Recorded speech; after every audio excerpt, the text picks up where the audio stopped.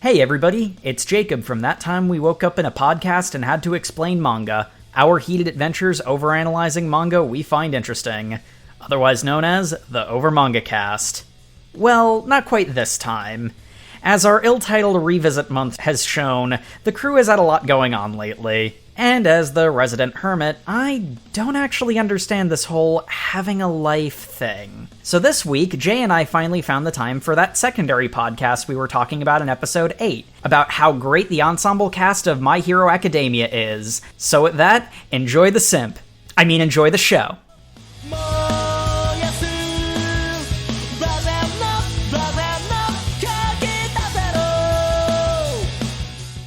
Welcome back, everyone. Here is another episode of OverMangaCast, or should I say an adjunct episode or a filler episode, or... This week, we've basically got the Over Simp cast, because we're going to be talking about how great Class 1A from Hirawaka is.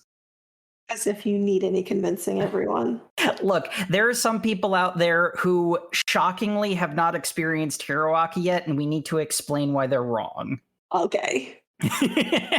So, where should we start then? I feel like starting with our main character is a perfectly fine place to start. Izuku Midoriya, aka Deku, an absolutely spectacular protagonist. He's one of those characters that, like, the entire story is basically built around him. For something like that to work, the character has to be eminently charming. Thank goodness he is. He's such an enjoyable character to interact with, even, from the other side of a manga page. He's just the kind of person that you want as, like, a friend in your life, Yeah, and he also kind of, I don't know if I referenced this in the episode, but he also seems like that character who would have been developed. I don't want to say if one of our viewers, or say one of us, were to be reimagined into a manga protagonist, because he also has the clarity to kind of see how, in a sense, he is, I don't want to say a meme, but he is the quintessential protagonist. He's not so plucky and so unassuming, I would say. He's genre savvy, like he understands, and I think that's actually one of the sort of important elements of Deku as a character, because one thing that I do believe has come up a few times in some of the stuff that we've, talked about, not just Deku, but like how he relates to other characters like Tanjiro. One of the cool things about Deku is that, like, he's not a pushover either, because, like, a really sweet, nice character can grate on you if it's pushed too far. But man, Deku has teeth. Like, when he needs to put his foot down, he does. And that's a really important character trait for him. But not only that, he also takes a very distinct role of, in certain series, it is a distinctive role of the protagonist to, quote unquote, inspire others, those around him. And he does do a great job of doing that, I believe. Interaction, I think, is with Todoroki and with Bakugo. It's sort of interesting insofar as the way that Hirawaka, like, frames it. We've mentioned many times, it's a series that wears its tropes on its sleeve, and for the better. And, like, that aspect of inspiration, like, they're superheroes. The reason they wear costumes and have funny names and whatnot is specifically to inspire people. Deku leans into that in such a wonderful way. Mm-hmm. I think, actually, now that I'm thinking, like, I've been saying Deku is his name a couple of times. I think another thing that's important about Deku that's a really, really cool character trait is that he uses the name Deku, which is it. Is a derogatory, his bully name, essentially. And he says, "No, I'm not going to let it disparage me, or I'm not going to let it, be something that I'm going to throw away. I am Deku. It was an insult, but now I embrace it. That is my identity, and I'm proud of it." The dub did a good job of smoothing this little bit of linguistics over. Because the original origin for that, I learned from the manga and from people talking about this. Izuku's first name can be written with the same characters as Deku, which I believe means loser. Jay, you might know better than me. I mean, that's what the explanation in the manga was given. Okay. But, like, Dekiru and Deku, like, my gaijin information is basically that's the verb to do. So I guess I was a little confused by that because it's basically like, for my interpretation, it's saying that he can do. Well, that's actually the cool thing, because when Araraka later on is talking to Deku about, you know, Bakugo's nickname for him, her comment is, that sounds like the phrase for "you can do it." Yeah. And that's part of the reason why Deku's able to like reclaim the nickname in a way.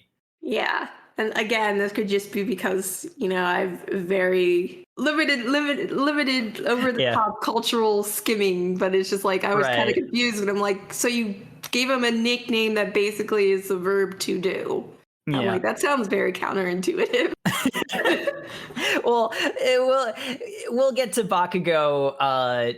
Bakugo.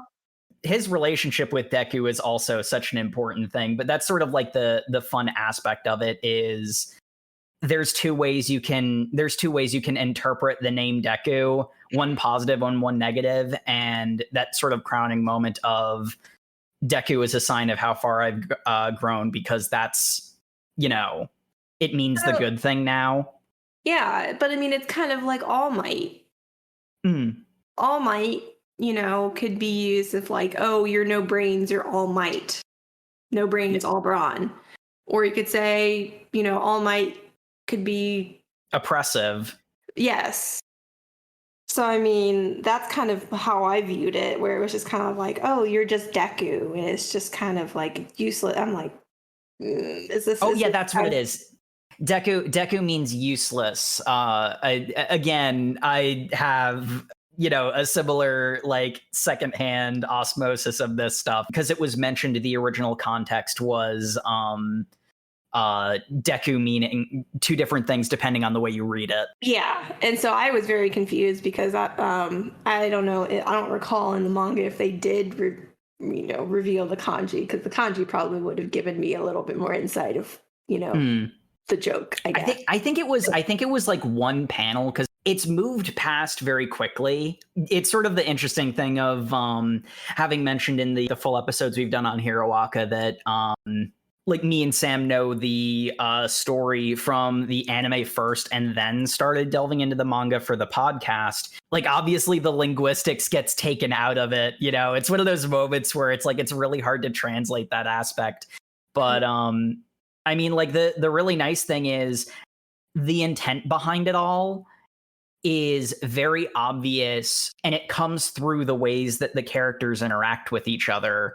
You know, the way that Deku interacts with Araraka in that moment, but also the way that he interacts with Bakugo. Unless you have something else about Deku, that might be a good transition into our favorite rage puppy. Yeah, unfortunately, I do not have anything additional to add about our favorite boy Deku. But we'll go into one of my second favorite characters, Katsuki Bakugo, our rage puppy. Lord Explosion Murder. Lord Explosion Murder.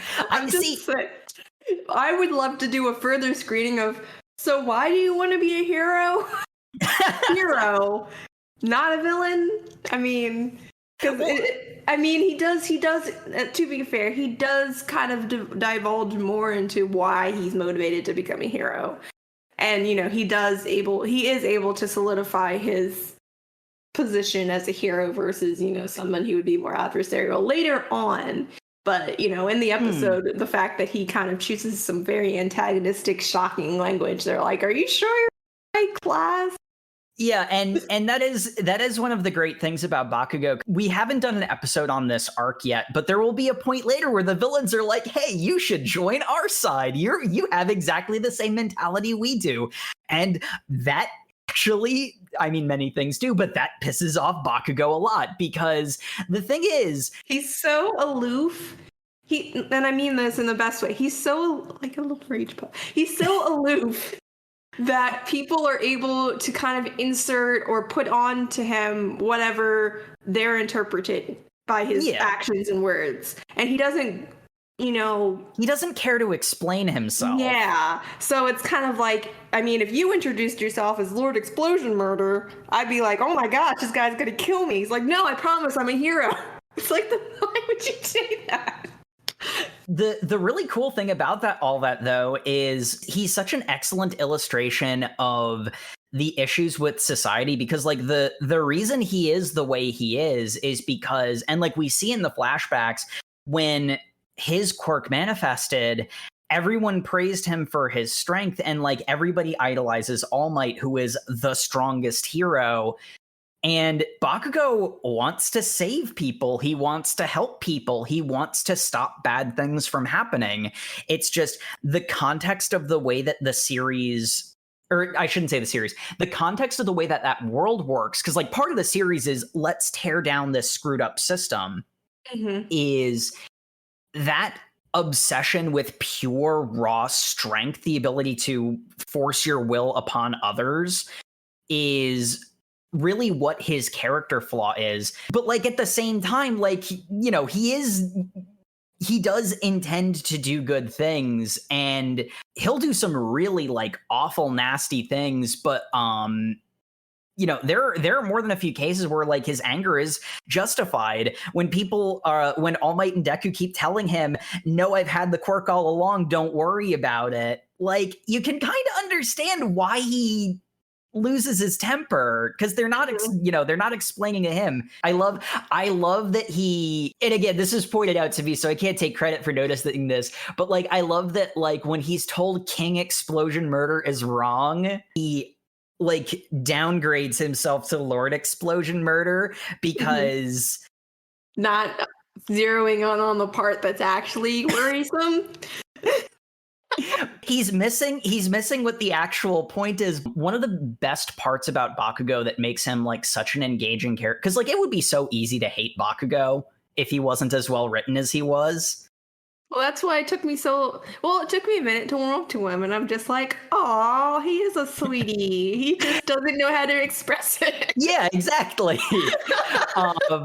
Like he's an intelligent person, you know. Yes, like, but that's where we kind of go into, he is in, and I hate using, like, if it makes sense to say, you're intellectually intelligent. He's very strategically intelligent. Maybe not emotionally intelligent. Oh, he's very much so not emotionally intelligent. And so like it's that's kind of like, you know, if someone was emotionally intelligent, they probably would have been like, oh, it's not, you know, the king versus lord, it's, you know, the murder. It's the murder part. Like it's not even explosion, it's the murder part. Like explosions are his power. That's perfectly fine. King Explosion Man. Great. But like again, it's very much the case where pure power is the only thing that has been, and like to a large extent, Bakugo specifically, in the way that he was, you know, it's like all of the teachers in his kindergarten were telling him about how amazingly powerful his quirk was, and therefore you are amazing. You know, like one of the most telling lines is like he's thinking back on this during his first fight with Deku in that early on training arc, and like he thinks to himself, I'm just amazing and everyone else just isn't. It's just kind of the overconfidence that was, you know, just instilled in him at such a young age, and not really. No one came in to temper that and say, you know, strength is good, but maybe, you know, not being so ham-fisted and pushing everything aside and being so destructive up front is good in every situation. You know, maybe apply this rage, apply this power in only certain circumstances, but you need to allow other aspects of your personality to grow. And that's what keeps him from being hateable, because again, like he doesn't literally say kill yourself, Deku, but he gets really close to that very early on, and it's like Deku distracts from his praise, so he's like, why is everyone praising I'm strong and I get all the praise, why is Deku getting praise? I get the praise because because Bakugo is stronger, therefore he should get all the attention. And that is what keeps him being a sympathetic character, because like Bakugo is, you want him to be better, you know. It's not that you want to see him lose or get his comeuppance. You want to see him grow into the person you know he can be, and that's such a fine line to walk when it comes to a character that does as awful things as Bakugo does, because and I think he really even realizes, I mean, at the time, how awful they are because he only sees the end goal. And it's like, you can be on top, but I mean, you can be on top and you'd be very lonely while you're there. Well, and even more so, you can be on top and not be an asshole about it. Like, yeah, like All Might, literally. Good example. Yeah. All Might has tons of fans. He has tons of friends, good colleagues. He gets along great with people. He's nice to people. Yeah. You know, it really does go to show, you know, how emphasized quirks are specifically in heroing, but like in society in general. You can very much see that Bakugo is a good person at heart, and therefore you like him. It allows him to be as awful as he can be at times without completely losing the audience's sympathies. But this is something that I was thinking about as we were reading, is because of the extremity between Deku and Bakugo, but also the other Class 1A characters. The other characters seem, quite honestly, more well-rounded than Bakugo. I'm sure they got a lot of praise growing up, you know, with their quirks. It's really interesting why Bakugo, and I know, and I hope, because I have not, you know, read more into the series or watched the anime, that we'll get a little bit more insight on his backstory of why he, you know, demonstrates such extreme tendencies. I think the issue for Bakugo in particular, because like we do know, for example, that like Ida is the way he is because he's part of a bloodline of heroes, for example, and Todoroki is a can of worms we'll get into. Yes. But the big thing for Bakugo, and the reason why he is the way he is in particular, is very much that he was a big fish in a small pond. That because everyone else in the entire like neighborhood, possibly more so, that he and Deku grew up in, Bakugo had a quirk that like teenagers would envy. As a knee high, I think is a big part of the reason why he is so arrogant. Because again, you know, I don't think it's come up in what we've read so far, but there's at least one really great scene. Yeah, I think it's actually after where we read, but it's a great illustration of the way that Bakugo thinks, because when he watches All Might fight some villains, and the thing that Bakugo latches onto is the fact that All Might always wins. And like that's the thing that he latches onto. And the fact that whenever Bakugo would have gotten into any kind of physical altercation in his youth, nobody could touch him because he was so powerful. And that kind of gave him the idea that, well, I mean, you know, that quote from before, I'm just awesome and everyone else just isn't. You know, this sort of like inborn, I'm naturally better than you, therefore it's an insult that you'd try to fight me, which has a lot to do with his contentious relationship with Deku in particular. I wonder, unrelated, I wonder what happened to the rest of, you know, his little group, because it was, you know, it was Bakugo and a couple of his friends. Yeah. We know what happened to one of them. Yeah. That's kind of... Yeah. But, you know, it's just really interesting, at least for me, not having that more background information about Bakugo and kind of what, in addition to the obvious praise he was given for having such a cool and literally explosive power. I mean, I could understand, you know, everyone feeding into that, but it's just kind of interesting the lack of, well, I'm going to say it, the lack of real emotional development outside of everyone says I'm the best, so I am the best, and I can't be challenged. No one stepped in his life to tell him that that's not how the world works, which, you know, it is very much the question of it. Is that because that's how everyone's raised? But then there are a lot of really well-rounded and that's what I'm saying. The rest of, like, they pick up on it immediately. The rest of 1A is like, what the hell is wrong with this guy?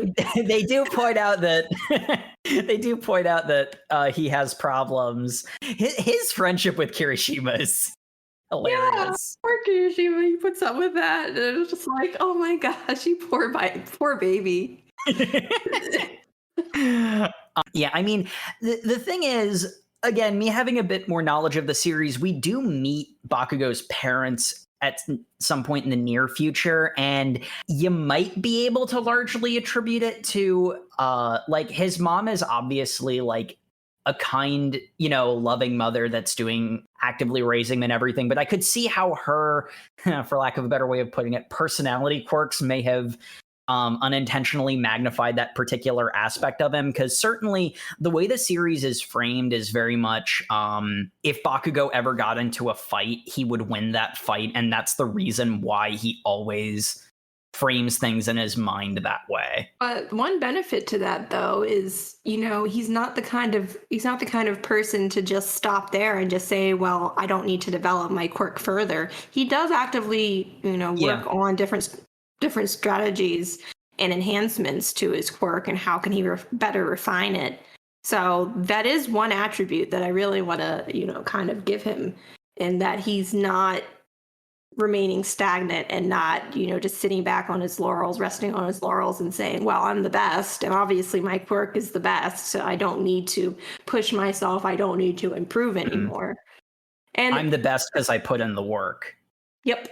I am naturally superior and I put in the work, therefore anyone who challenges me is a fool and an insult, and thus he gets angry whenever somebody actually challenges him, especially if they're capable of meeting his level, a la Deku and Todoroki.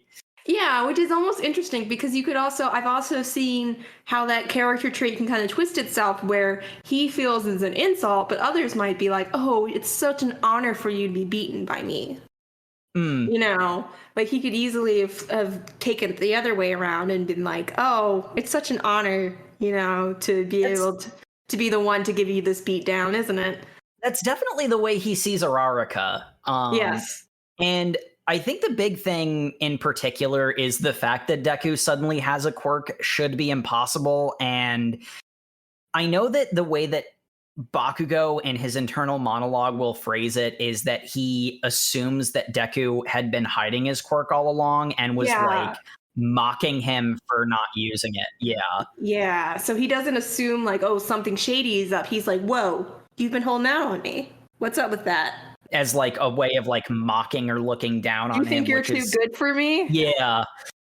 Which, it's really sad that they can't just explain to him the situation, because, he doesn't put himself in that position. And again, that goes back to his emotional intelligence, because I think, Deku still sees himself and Bakugo with such a really good friendship. He's like, yeah, that's my friend. Bakugo does not say that he's friends with Deku, because that's...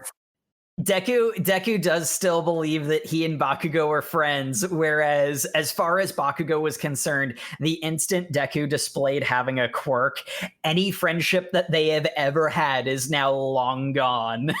Yeah. Which is... It's one of those moments where it's very understandable from his perspective, but it's also really sad, because like there's not a malicious bone in Deku's body.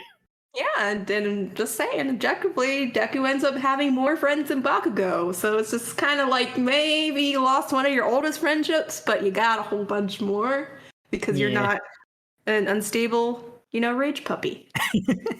We could also go on to the fact that I know that we talked about Araraka's fight with Bakugo, but we also just have to pull that plug that he shows himself to be a proponent of equality, a feminist, because Deku is really, he's worried. He's like, oh no, he'll destroy her, and Bakugo's like, how dare you? That is sort of the thing, because it's not so much Deku who's super concerned about it. Basically, it comes down to Deku is like, I will give you your best strategy, which is a little bit looking down on Araraka, but like her entire character arc in that tournament arc was, I need to stop relying on my friends. It's okay to have them bolster my strengths as long as I'm carrying my own weight, but I can't just ride on their coattails.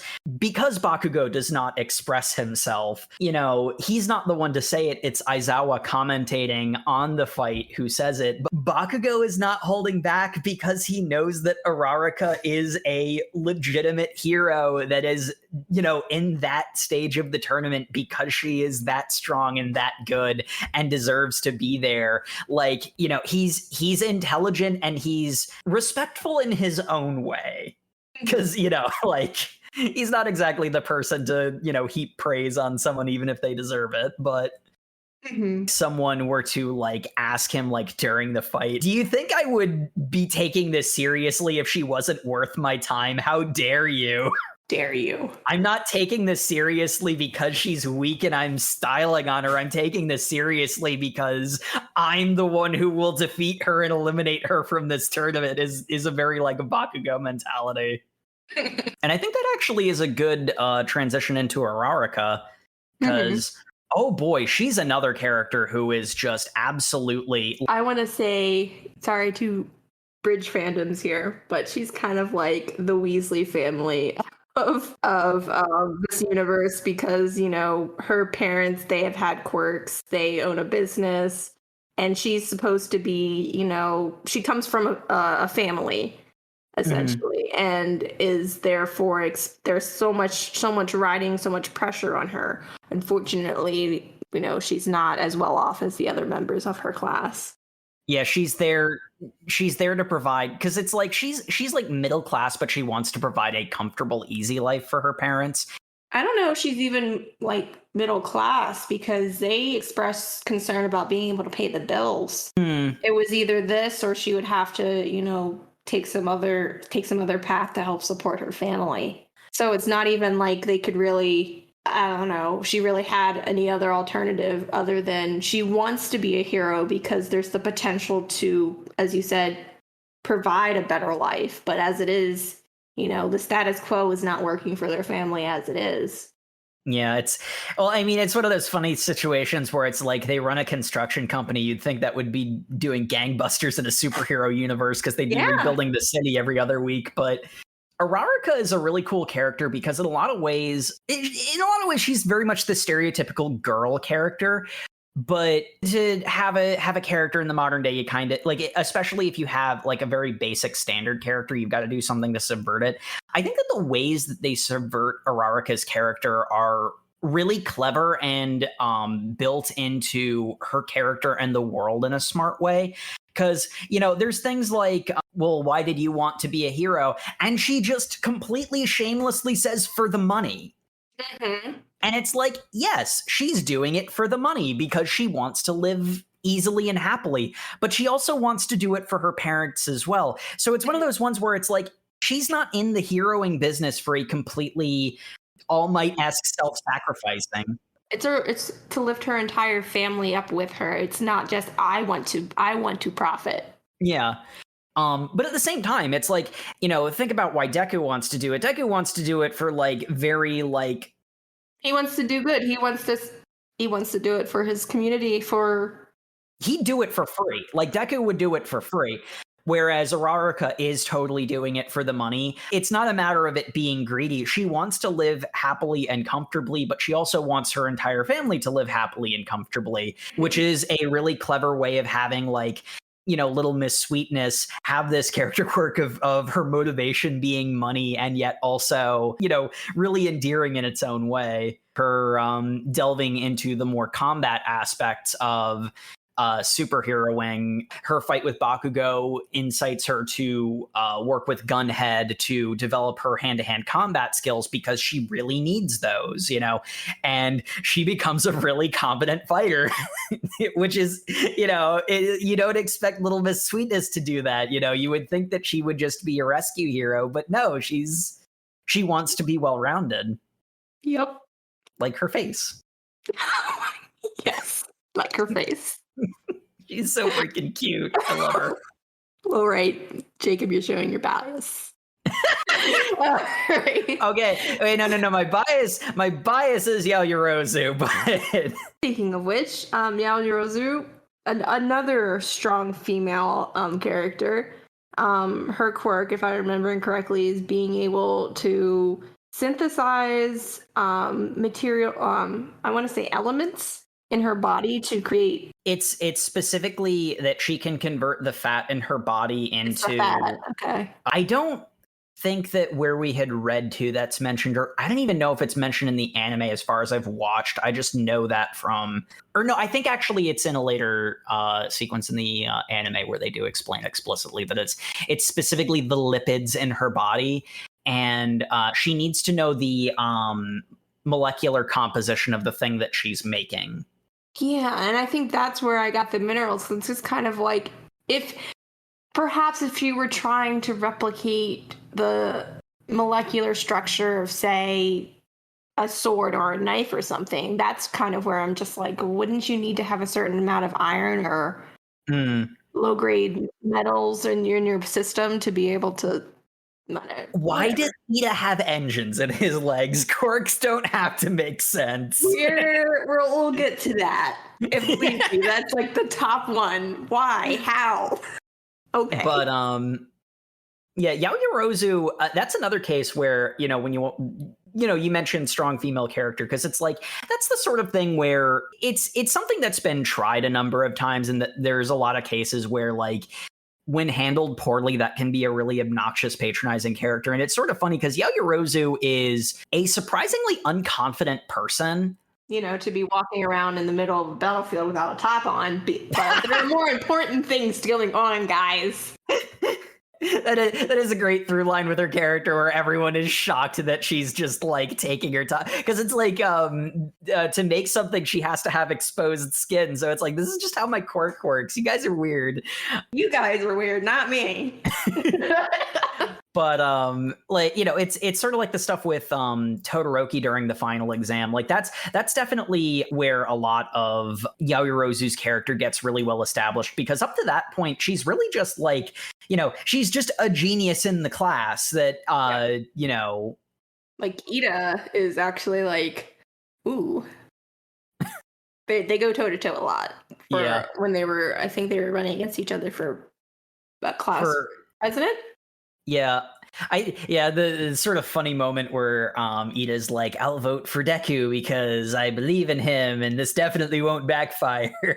Very much the case where, like, Yaoyorozu in a lot of ways is sort of like a traditional Japanese feminism, and her, like, she lacks the confidence to assert herself, but like she is capable. She asserts herself in the heat of battle. Yeah, and when she doesn't stop to think about it, that's when she, really shines. It's just her power requires her to do a lot of thinking, which usually ends up stalling her out. That sort of, like Hiroaka is really good about the cast is leaning on it. There are more male characters than female characters, but the story is good about calling out, like, there are like these reflexive biases that, for example, Todoroki has, where he's like, okay, I'll air quotes, man up in the situation, and I'll come up with the plan and we'll do the thing, and doesn't really stop to think about the fact that Yaoyorozu is a better, like, student than he is at UA. Yeah. Like, maybe listen to her a little bit. Like, she's just so freaking cute, man. I love Yaoyorozu so much. All right, Jacob, this is taking a turn I was not expecting. Look, high key, low key, Jacob is just crushing on all the female characters. Was not expecting this in the slightest. Not entirely wrong. I mean, you get fun moments like Yaoyorozu being like, when the dum-dums of the class are concerned they won't be able to pass the written final exam, and it's like, hey, Yaoyorozu, could you tutor us? And like, she's so happy to help them. Yeah. And that's a bonus for her, because she's not only very capable and has demonstrated such on and off the battlefield, and is not only very refined, but she's also somebody who's open to sharing. So that's something, that, say, Bakugo would not be open to. Yeah, isn't really yet capable of. Yeah. Similar to the way that, like, Araraka is, like, sweetness personified, Yaoyorozu is just such a like, genuinely kind person. in a different way than Deku is in a lot of ways.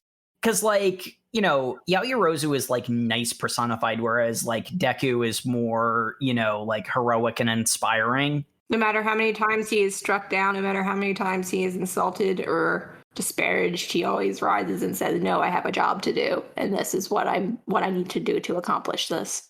And that's like Deku's strength of character, whereas Yaoyorozu is the type of person who, I mean, maybe a little bit similar in the way that, like, obviously two very different characters, but like the kind of kindness that Yaoyorozu has is kind of similar to the kind of kindness that Toru Honda from Fruits Basket has, where they're just so reflexively giving. They don't have to think about it.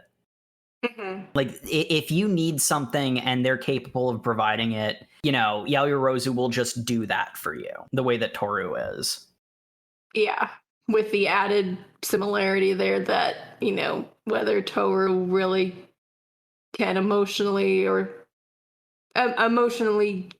act freely give, or whether she's trying to, you know, soothe some aspect of Her own pain. And Yaoyorozu, you know, physically she could be taking something out of herself that, you know, she might have to recover or recoup later on, because it's literally coming out of her body. Yeah.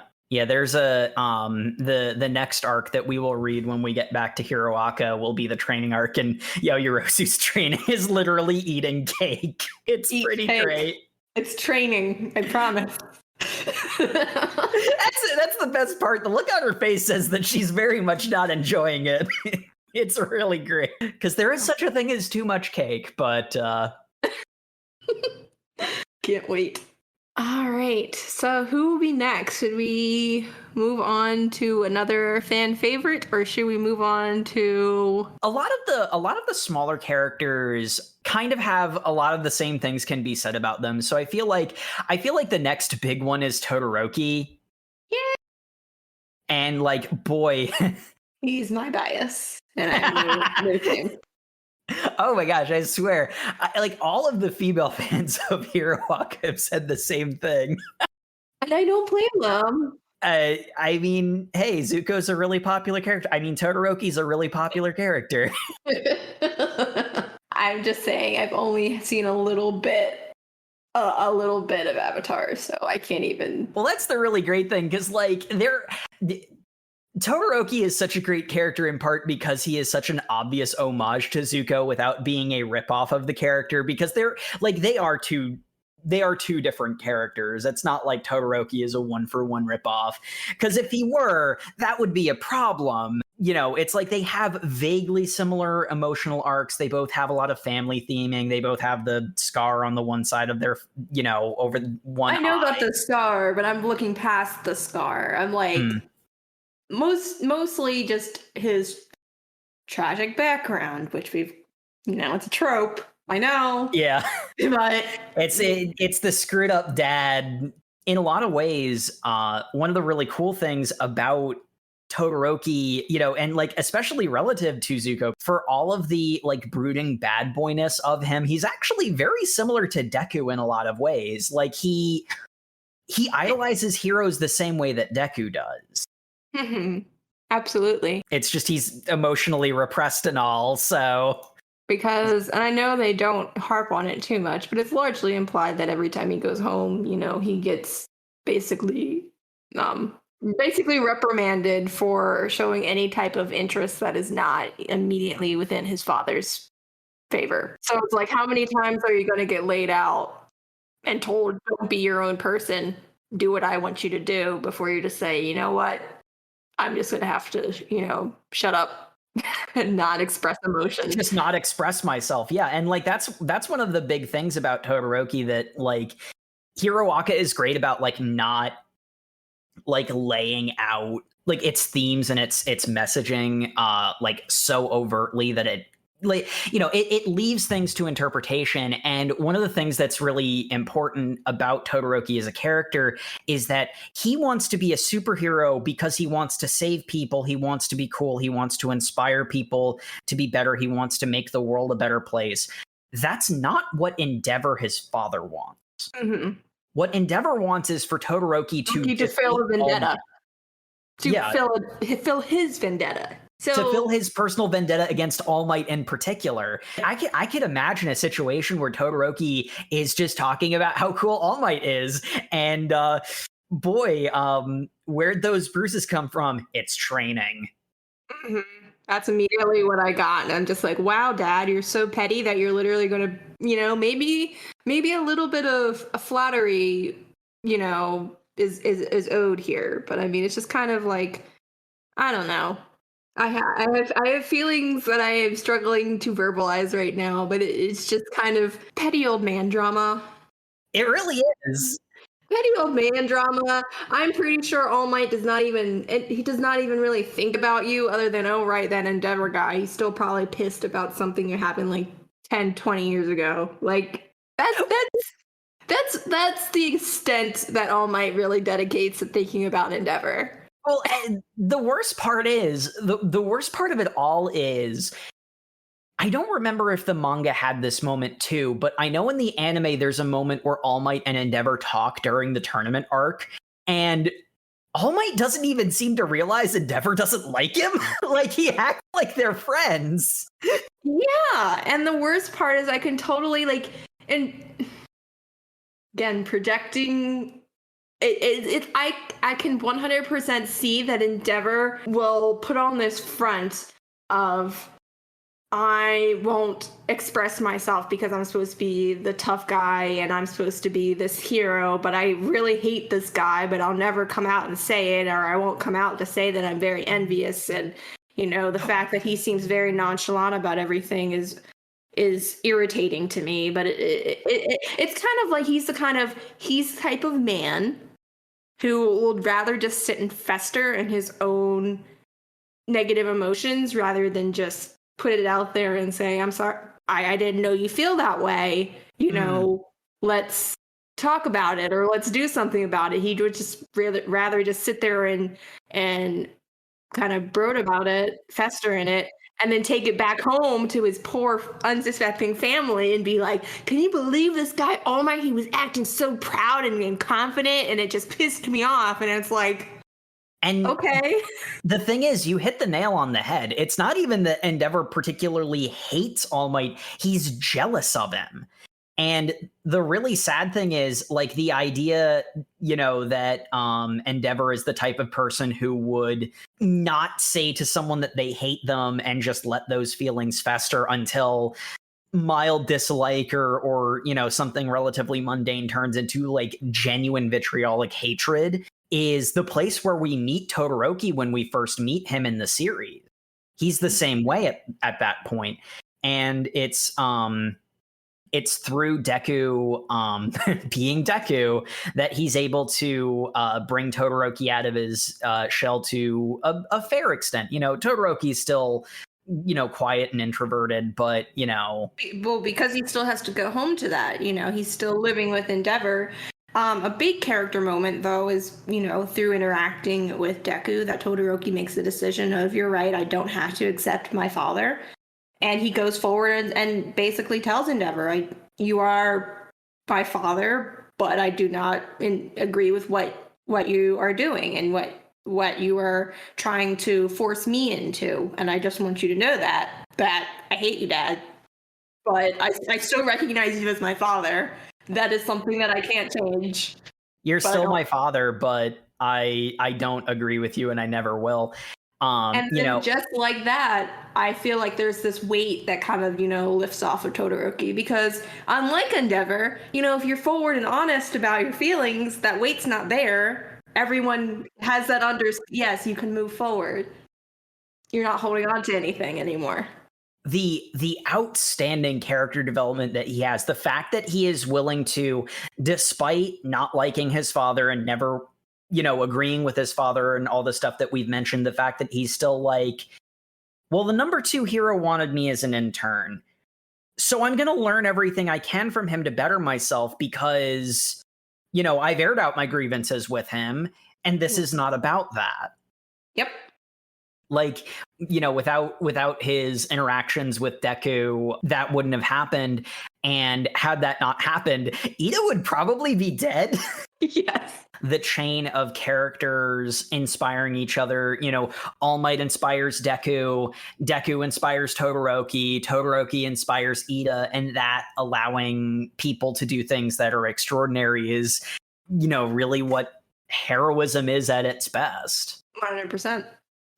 Which that might be a good transition into Ida, which I think is a really interesting character because despite being one of the main three, other than the stuff with Stain, he hasn't really done much. I can't help but notice. No, he's supposed to be the intellectual counterbalance to Yaoyorozu, or Yaoyorozu is supposed to be the intellectual counterbalance to Ida. I think it's the other way around. Ida's really high-strung. Yes. Which is kind of his joke, but we also see a bit of the dark side of that when he disassociates. Yes. He approaches things very analytically, mostly because, well, I can't say this for sure, but my gut feeling is that because he carries with him the weight of his family, the expectation of perfection. The glimpses that we receive, I believe in our second reading. Yeah, it was in part 2 with the Stain stuff. Yeah, it's believed. Well, he essentially is a legacy, so he has that legacy that he has to represent, and he also really looks up to the success of his brother. Mm-hmm. And it's actually a really interesting contrast between Ida and Todoroki relative to the legacies that they have to uphold, because it's really easy to say Todoroki has more of a legacy to uphold. His father is the number 2 hero. That's a pretty big deal. But he also 100% realizes that his father is a jerk. So, I mean, it's like, yeah, I have this legacy, but I don't want to be associated with a jerk. So, I mean... He doesn't care. Alternatively... And one of the really nice things about Ida as a character is that he's very proud of the legacy that he is set to uphold. It's because not like his family isn't so overtly dysfunctional. Yeah, well, his family, from what we've seen, is all really nice people. Yeah, so it's kind of like when the dysfunction outweighs the fact that you're a legacy, it's kind of like you kind of disassociate from that because you're just like, heck no, I don't want this dysfunction. Yeah, you want it when the family associated with that legacy is attached in your own mind personally with pain. It doesn't matter what that legacy is. You want to distance yourself from it. They could be the god of all things, and you wouldn't want to deal with them. We see a lot of the stuff with Ida that being very much the case where we see the positive side of how a legacy can be inspiring and all that stuff. But then, we get to the Stain stuff, and Ida doesn't handle it well when someone besmirches the name of the Ida family. Tarnishing his family name? Well, avenging his brother was more important than saving someone who was in danger. Mm-hmm. And that's not okay. Mm-hmm. Protecting someone who's in imminent danger is far more important than avenging someone who had previously been hurt or killed. I will say, I don't know how I feel about letting Ida's brother live, because they narratively treat him like he's dead, but they explicitly say that he was just crippled. Correct. And they do that on purpose because I believe his brother is no longer able to perform hero duties. So they basically say functionally he is dead. Yeah, that's true. With the way that society treats people. Mm-hmm. I'm not condoning this, but I mean, no, yeah, but that's the overall theme of all of this is that there is a system where, one, if you don't have a quirk, you are lesser than garbage. And if you can't use it, you might as well not have one. Okay. Correct. Yeah. So I mean, it ties in with the overarching theme. Yeah. But as through these character interactions with Class 1A, we're also being exposed to the dysfunction that the society has created through this system, where essentially, we're pushing. It's what creates the Bakugos and the Todorokis, and to a large extent, it's what creates the endeavors of this world. Going by a completely binary metric, it's like, oh, you guys have quirks, so your life should be great, and you should have no complaints, and everyone should be happy and healthy and great. But that's very much not the case. people are not defined by what skills they're born with. You can see in a lot of ways the positive intention of the way that society is framed, because it very much is the case where when people are telling Deku he can't be a hero without a quirk, it's like if in the real world a paraplegic kid wanted to be a firefighter, maybe don't encourage that. Like that's the reflex that people are succumbing to. But it's kind of like you're not provided any type of alternative. It's just kind of like you exist in this void. Yeah, and that's sort of where the problem lies. And then you see these people who are born with these abilities and they are put on a pedestal, and you know, some of them can handle the pressure, some of them can't. And it's not fair to put the pressure on them in the first place, even if they can handle it. You know, Ida, you know, we've mentioned like he is had been able to handle his legacy pretty consistently. But like when that legacy gets threatened, he reacts very badly to it. You know, it's in a subtle way, once again, sort of like this emphasis of pure raw strength, because an Ida got defeated. So I have to avenge that. As opposed to looking forward on the fact that you need to worry about, you know, you can restore your legacy by what you accomplish.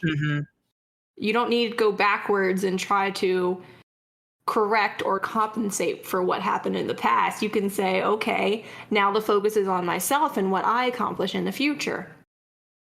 Let's fix things going forward rather than trying to extract vengeance for the past. And Ida's a really fun character in that, like, he seems like he should be the one who has everything handled. And the fact that he ends up in such a bad place is really illustrative of how people can fall through the cracks in this society. Yeah. I wonder what their mental health support is like. Probably not great. Yeah. Then again, this is Japan. Just not forget about that. But yeah, but there is a light at the end of the tunnel. I mean, he has such a great friend, you know, with Deku. Deku's there to support him, and Todoroki too. Like, I mean, yeah, Todoroki totally understands probably what Ida's going through, and it's just like, boy, you gotta focus on yourself. That's what I have to do. I mean, look at my dad. My dad's a jerk. Look at all the hands that I've crushed. Yeah, we're very much seeing like this new generation is seeing laid bare the weaknesses of the society that they live in. Like the way that the story frames Ida up until the Stain arc is very much like this is the guy who's got it all handled. You know, I mean, he does it because he's subject to, you know, the weaknesses of the society just like everybody else. That is fundamentally, I think, the strength of Hiroaka's characters, like in general, is that a lot of them have like this archetype. You know, you have Deku, who's the good guy hero, but he has layers to him, and he's quick to introduce, and you can understand who he is. But the more time you spend with him, the more complex you see that he has always been. Goes double for Bakugo, because it's the reason. Yeah, that's kind of why I really am looking forward to reading more. Maybe eventually I'll get on to see the anime. I know that, you know, it's going into its 5th or 6th season? I think 5th. Yeah. So I have some catching up to do. I have catching up to do as well. I'm so bad at that. But yeah, so a lot of the side characters, like especially like, I don't you know, want to say they're side characters because it's like, well, maybe you can say they're side characters. I don't know if we're gonna have more interaction or more backstory exposed for them. It's just kind of at this point, I don't really have that much to really. Yeah, Aoyama is very much like he's very funny. That's his function in the story. That is your function. You are the comedic relief. Yeah, Mina also has that same. I will say they're not forgotten though, because one of the things that's great about like Mina, and this also applies to Sero to a large extent, like during the cavalry battle, both Mina and Sero like very directly stood up to Bakugo's nonsense. Like he was like insulting them and giving them like mean nicknames, and they're like, hey, I have a name, which is in a lot of cases where the audience learned them too, so kind of helpful in that. I just love how, like, except for is it Kirishima, everyone else kind of knows Baku's game and calls him out on it, and or ignores him. Even Kirishima too, though, because like he sees through Bakugo, because like Bakugo puts on a front. And everyone else is like not having it, and they're just like, come on. But it's like the cool thing about Kirishima and the way that like he interacts with Bakugo is that he very much is like, you don't have any friends and you're expressing a lot of this anger because you're lonely here. And like, you know, very much Bakugo was a big fish in a small pond. He is definitely near the top, if not the top of class 1A in general. It's kind of like, because he's so intense, I'm pretty sure pretty much a large segment, if not the entire class, can pick up on that big fish in a small pond mentality. It's like, vibe come on, from guy. him, Yeah. So he doesn't have to come out and say anything. It's kind of just like, okay, you're this kid, you're this guy, and yeah. But like Kirishima, like he kind of understands that because of that, like people avoid Bakugo, and he's like, I'll be his friend. He's at least entertaining to be around, which I think is a really cool aspect of his character. Like there's a reason why he's usually near the tops in the popularity polls, because like, you know, you always get those inexplicable characters who are like near the top in spite of not being a main character, and Kirishima is usually like super high in the popularity polls, and it's like he's just such a nice guy. Like he, like Deku, is another person that I would just want to have as a friend in real life. Sue is actually the same way too. It is really noticeable that they give Sue more scenes in the anime, or I shouldn't say they give her more scenes because they don't. What it is the scenes are more fleshed out, so you get more of her character. Because like I think the biggest emphasis in the manga that we got was her and Tokuyami's final exam stuff, where, you know, it seems like it's going to be another, oh no, the boy is being sexist moment. And then it's like, nope, here was the plan all along. And like being a frog girl, she just bounces along with it, like, you know, without a care in the world. That gets She more was also another favorite of mine. So because she does kind of, because of her quirk, she kind of has to think more strategically, because obviously in a lot of the circumstances, they are not in water, in or around water. Mm-hmm. Yeah, so she has to use her powers in a creative way. But I mean, there are opportunities where she is kind of forced in that situation, which, while frustrating, is good, because more often than not, you're not going to have, you know, a marine battle all the time. It's not going to be like, hold on, like, come to the beach.